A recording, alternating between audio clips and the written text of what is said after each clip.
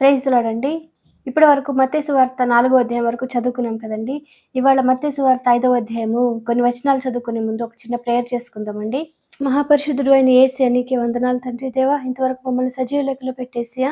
నాన్న నీ గురించి మాట్లాడుకునే అవకాశం ఇచ్చినందుకు నీకే వందనాలు యేసయ్య. నాయన ఇప్పుడు మీ గురించి మాట్లాడుకోబోతుండగా ఎక్కడ ఏ తప్పు లేకుండా యేసు నామములో నా నోటికి మీ అగ్ని కంచె కావలుండును గాక ఆమేన్. యేసు నామములో మా అందరికీ నీ వాక్యాన్ని అర్థం చేసుకునే కృప కలుగును గాక ఆమేన్. యేసు నామములో అడుగుచున్నాం తండ్రి ఆమేన్. ఇప్పటివరకు మనం తెలుసుకున్నాం కదండీ! యేసయ్య అనేక సూచక క్రియలు, మహత్కార్యాలు ఇవన్నీ చేయడాన్ని బట్టి అనేక మంది ప్రజలు యేసయ్యని వెంబడిస్తా ఉన్నారంట కదండీ! యేసయ్య తనని వెంబడిస్తున్న జనసమూహం అంతటిని కూడా చూసి ఒక కొండ ఎక్కి కూర్చున్నారంట కదండీ! అప్పుడు ఆయన శిష్యులు ఏం చేస్తున్నారండి? వారందరూ కూడా యేసయ్య దగ్గరికి వచ్చారంట కదండీ! అప్పుడు యేసయ్య వారందరితో ఏమని మాట్లాడుతున్నారో మనం చూద్దామండి. మత్తయి సువార్త 5వ అధ్యాయము 2వ వచనము. అప్పుడాయన నోరు తెరచి ఈలాగు బోధింపసాగెను.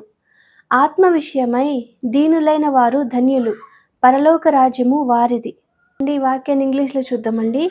Happy are the poor in spirit, for the kingdom of heaven is there's.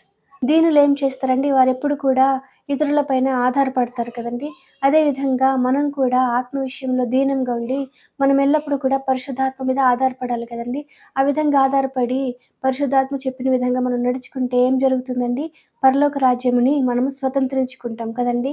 Next వచనం చూద్దామండి. 4వ వచనము. దుఃఖపడువారు ధన్యులు, వారు ఓదార్చబడుదురు.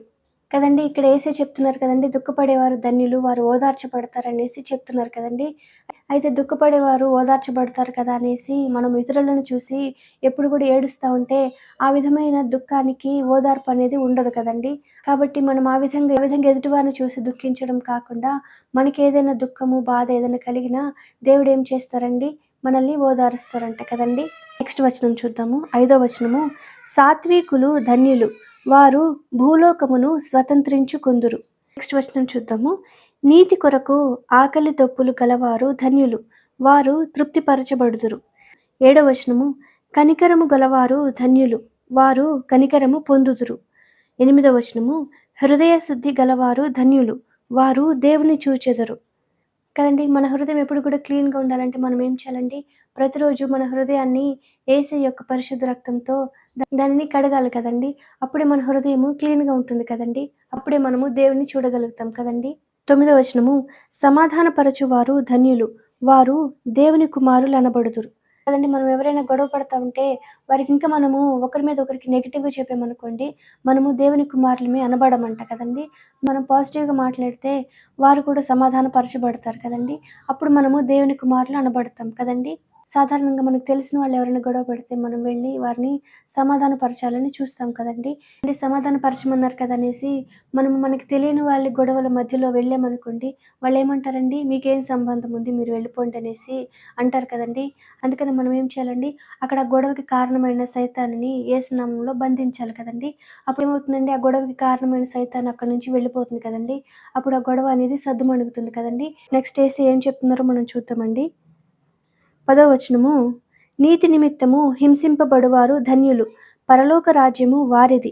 నా నిమిత్తము జనులు మిమ్మును నిందించి హింసించి మీ మీద అబద్ధముగా చెడ్డ మాటలెల్లా పలుకున్నప్పుడు మీరు ధన్యులు. సంతోషించి ఆనందించుడి, పరలోకమందు మీ ఫలము అధికమగును. ఈలాగున వారు మీకు పూర్వమందుండిన ప్రవక్తలను హింసించిరి.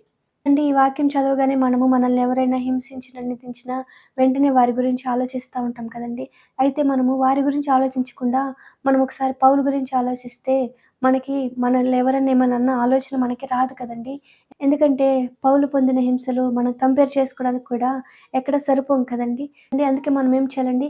మనకి ఎప్పుడైనా కష్టం కలిగినప్పుడు మనకన్నా ఎక్కువ ఎవరు కష్టపడుతున్నారో వాళ్ళతో మనల్ని పోల్చుకోవాలి కదండి. అప్పుడు మన కష్టం మనకి ఎక్కువగా కనిపించదు కదండి.